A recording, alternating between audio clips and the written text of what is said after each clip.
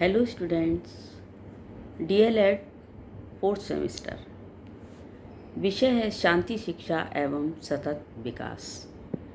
इस विषय के अंतर्गत भारत में शांति हेतु दार्शनिक चिंतन, ये टॉपिक मैं आज ले रही हूँ।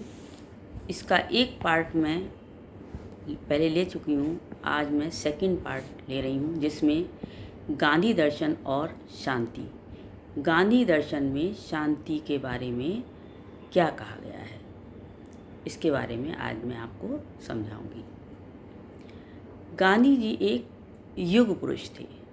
उन्होंने अपने साहित्य में कार्य एवं व्यवहार में अहिंसा एवं सत्य को प्रमुख स्थान दिया था। गांधीवादी साहित्य के अंतर्गत शांति प्रक्रिया को निम्न रूप से स्पष्ट किया जा सकता है। अब मैं कुछ पॉइंट्स बताऊंगी जिनके आधार पर शांति को किस तरीके से गांधी जी ने समाज में स्थापित करने की बात कही है अपने साहित्य में, इसके बारे में मैं बता रही हूँ। सत्य का समावेश। सत्य गांधी जी के साहित्य का प्रमुख आधार था। गांधी जी ने स्वयं अपने जीवन में सत्य का आचरण किया था। वो हमेशा सत्य बोलते थे और प्रत्येक व्यक्ति को सत्य बोलने के लिए ही प्रेरित किया करते थे। अहिंसा की शिक्षा। गांधी जी ने अपने साहित्य में अहिंसा की शिक्षा दी।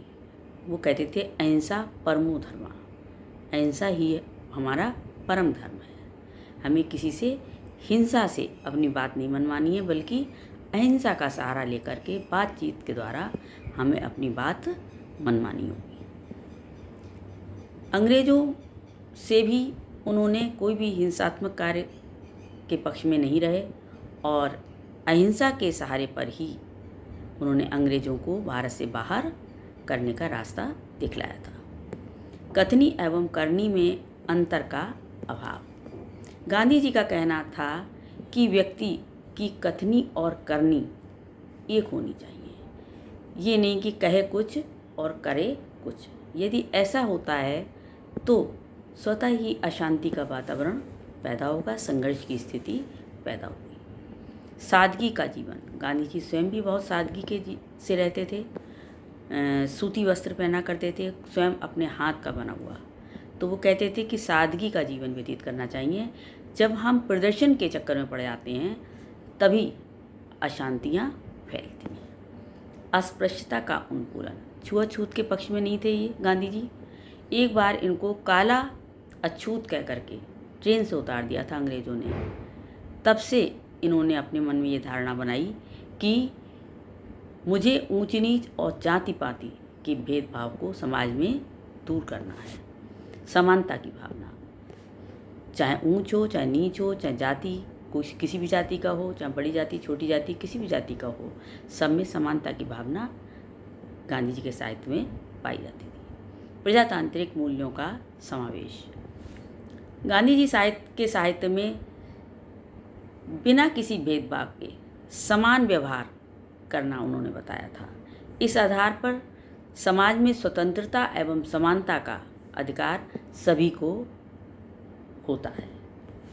इस आधार पर ही कोई भी व्यक्ति अपने विचारों को स्वतंत्रतापूर्वक व्यक्त कर सकता है।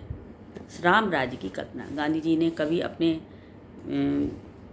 राम राज्य की कल्पना की थी, क्योंकि उनके जो विचार थे वो सत्य, अहिंसा, ईमानदारी, सच्चाई, ये सारे विचार थे। तो इसी आधार पर उन्होंने ये कल्पना की थी, यदि सभी लोग इन चीज़ों को मानने लगें और इन चीज़ों को धारण कर लें और इनके साथ अपने कर्तव्यों का पालन करें तो एक दिन राम राज्य की कल्पना की जा सकती है। सामाजिक न्याय। गांधी जी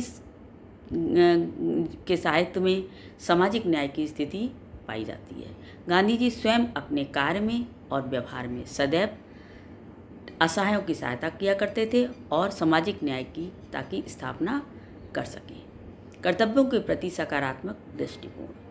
समाज में कर्तव्यों के प्रति सकारात्मक दृष्टिकोण विकसित करना गांधीवादी व्यवस्था एवं साहित्य का प्रमुख लक्ष्य है।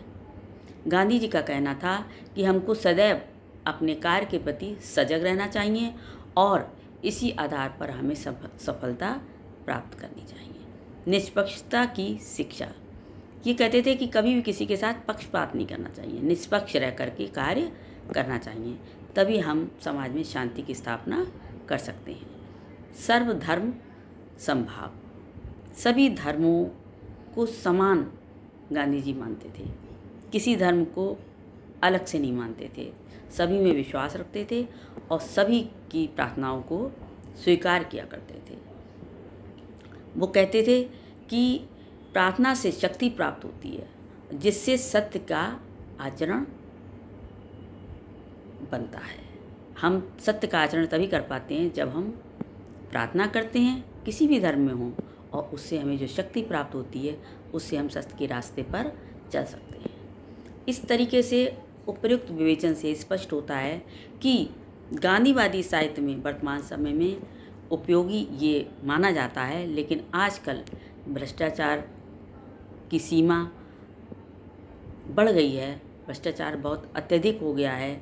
तो ऐसे समय में इनके विचारों को लोग उतना नहीं मान पाते हैं, जबकि आज के समय में गांधीवादी दर्शन की बहुत ज़्यादा आवश्यकता है, क्योंकि आज देश को शांति की अत्यंत आवश्यकता है। धन्यवाद।